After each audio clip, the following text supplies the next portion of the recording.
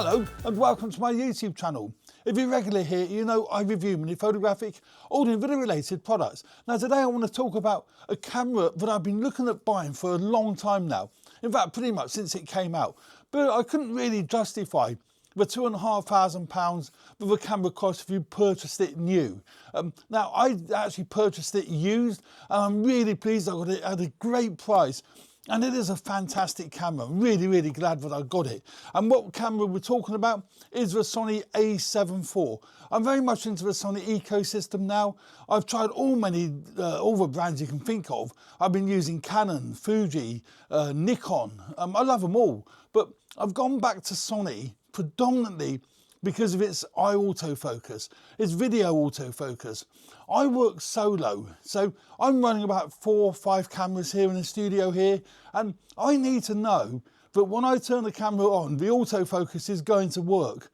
I don't always find that the case with my Fuji cameras. I found it pretty decent with my Canon, but with Sony, it always did work. So that was a fundamental reason in going down the Sony route, is the autofocus. I think the image quality is pretty much the same across all the different brands, depending on whether you're getting a camera that's dedicated for video or a hybrid camera. Now I went with a Sony A7 IV because it is a hybrid camera. It's great for stills. It has that 33 megapixel sensor, which is fantastic for stills.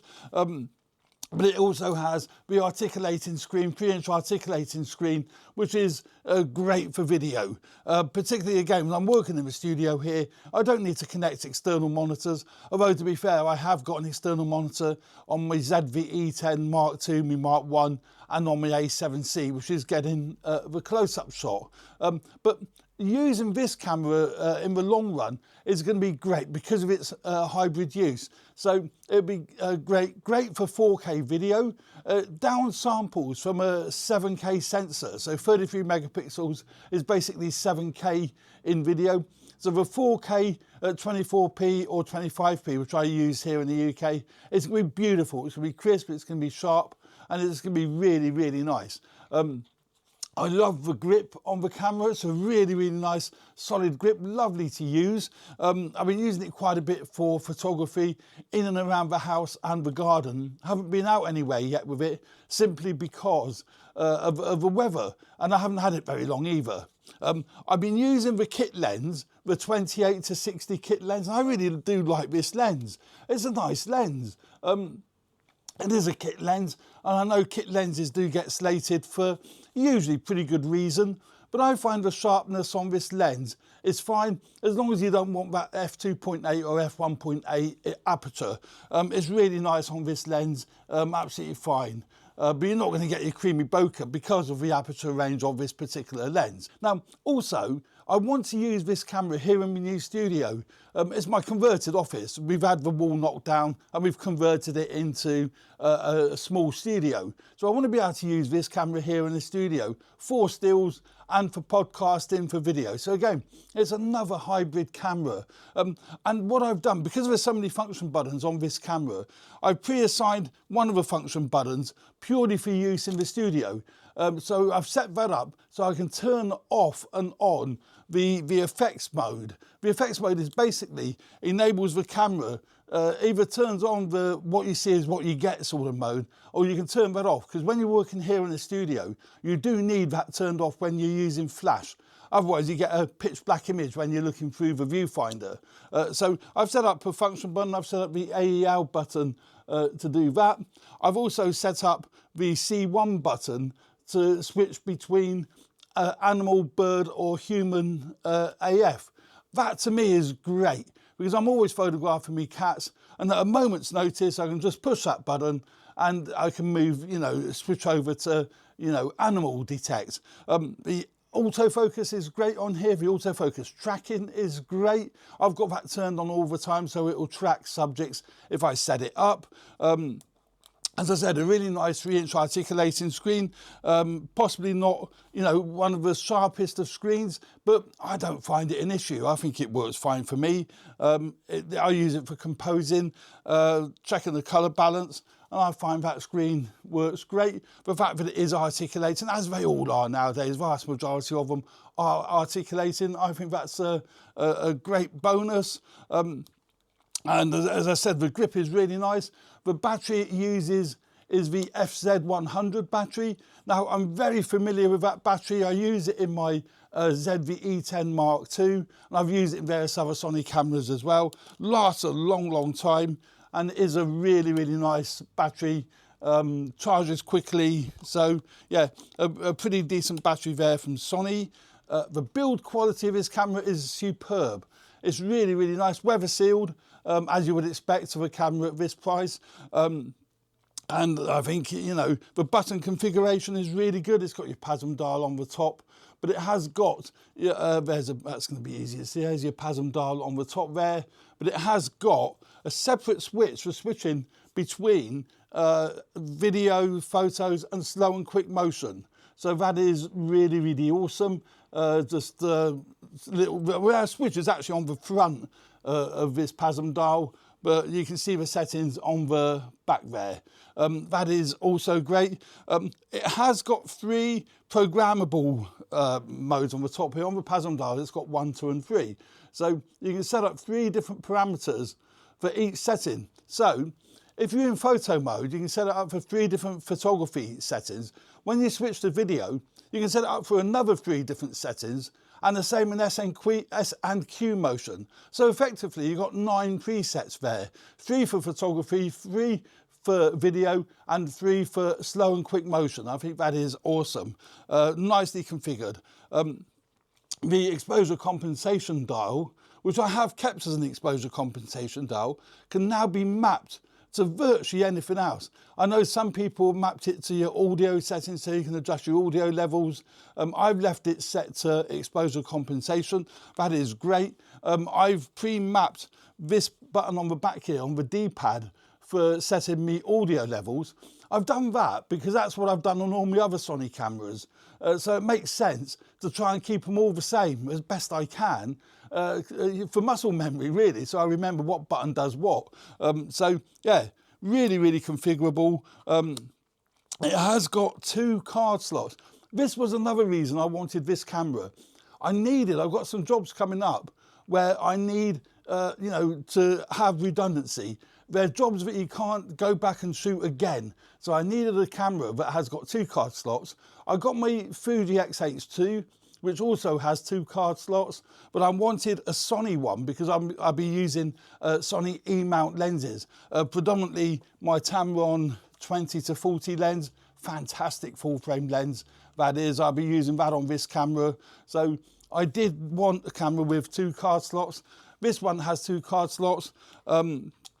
And it's an interesting arrangement, actually. So you've got your slot 1 and 2, but slot 1 can either be a SD card or it can be CF Express Type A card, which is what I have in there. They're faster, apparently. So I've got a Type A, CF Express Type A card in there, and I've got a conventional SD card in slot 2.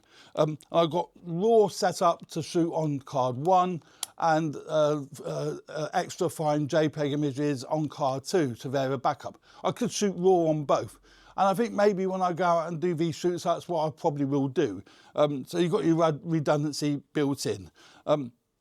Also, because it's a 33 megapixel sensor, you can use it in APS-C mode, crop sensor mode, or what Sony calls super 35mm mode.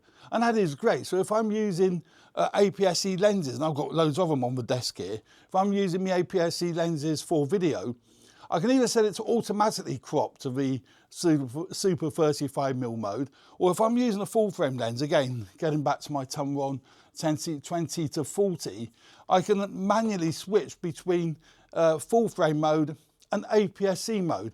And because of a 33 megapixel sensor, you still get about 15 megapixel APS-C crop sensor images. That's great. That's absolutely fine for vast majority of, subjects. So that's going to be great. I've pre-assigned a function button on the back of the camera. Can't remember which one it is at the moment. I think it's the AF on button that I've pre-assigned to switch between APS-C and full frame mode. So that is really, really good. It is touchscreen. I use the touchscreen on a regular basis for moving my focus point. Now you can use the joystick. It has got a joystick on the back of the camera. I never find those very usable actually. I prefer just to have it up to my eye. So I'll have it up to my eye and I'll move the focus point just by moving my thumb across the screen. And then the focus point will, be set. So I find that works fine for me. It will be different for different people, but that works absolutely fine for me. I do like that. So yeah, that's a very quick overview of the camera itself. It's not an in-depth look at this camera. I will be doing an in-depth video later on once I've had more chance to use it. But that's an overview of the camera. I can't talk about overheating. I've not used it long term yet for any video content, so I can't tell you, if it's likely to overheat. The Sony A7 IV has another trick up its sleeve, and I think it's great. Now, Canon have this facility on some of their cameras, but you can actually set it in the menu so the shutter covers the sensor when you're changing lenses, and I've got that turned on. Now, you can turn it on or off. It doesn't need to be on. I've got that turned on though.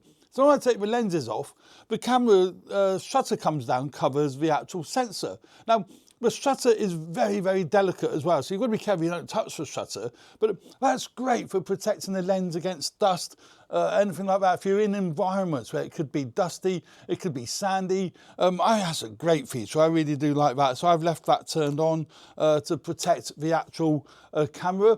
Now, video is great. As I said earlier, it's got a 10-bit codecs, but it has a digital connection for audio. So if you're using Sony microphones, such as this ECM B1M, I think it's called a B1M, it's a short shotgun microphone. Well, this is awesome because you can now put this actually on the camera, as you can with a lot of the Sony cameras, but you can actually put this on the camera and that will transmit the audio and the power straight from the microphone to the camera. You don't have to worry about external batteries, changing batteries, and you certainly don't have to worry about cables. That'll just transmit that audio straight to the camera, and then you can adjust your audio levels on the back of a microphone, either set it to auto or manual, and it's got a digital output from the actual microphone to the camera. So that's a great feature.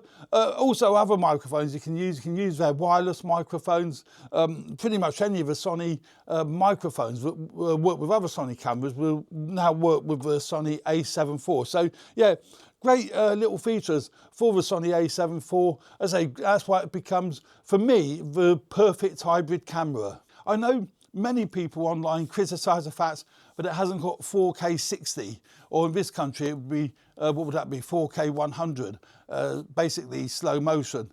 That doesn't, well actually be 4K 50, wouldn't it? Sorry, not 100, 4K 50 in the UK. That doesn't worry me. I tend not to do very much in the way of slow motion. If I did, I would switch it over to S&Q mode and let the camera figure it all out and not worry about it. So that doesn't worry about it, doesn't worry me. I mean, it does do 4K 60, but it's in Super 35mm. Sorry, let's get that right. It's in Super 35mm mode, not full frame mode. Again, that doesn't worry me at all. I could even use crop sensor lenses if I needed to do, extreme slow motion. Yeah, other than that, I can't think of any downsides at the moment with it. That isn't the downside for me because I don't do a tremendous amount of slow motion. Majority of video that I would be doing with this camera will be video like I'm doing here in the studio. So I don't need to worry about slow motion. What I worry about is the autofocus, making sure it does pick on my eye, it does pick on my face, and I'm not going to worry about hunting that I used to get with the Panasonic cameras, although they pretty much cured that with the Sony S5, the Panasonic S5 Mark II, all these different brands and model numbers. But yeah, there we go. That's a quick look, introduction look at the Sony A7 IV. I love the camera, I love the handling. The viewfinder is beautiful, it's sharp. I think it's a 3.6 million dot viewfinder, so that's an increase from the normal sort of like 2.3 million dot viewfinders. So yeah, great camera. It has 10-bit video recording. That was another reason for buying this camera. Sony ZV-E10 Mark II has 10-bit video. Now that is great for if you're doing green screen work. I'm setting up a big green screen in the studio here, so I'm going to be against one of the walls. So it's great that it has got 10-bit video recording for that, because when you're using S-Log or you're doing green screen work, anything that has, you know, a high intense of colour grading, then you do really need that 10-bit codec. Otherwise the colours tend to fall apart if you're editing with an 8-bit video. So there we go. That's a quick introduction to the Sony A7 IV. I hope you found this video useful. Please subscribe to my channel if you haven't already done so. Hit the like button if you like the content of this video. And please share it if you think other people would like this video. That'd be fantastic. Thanks very much. Cheers for now. Bye.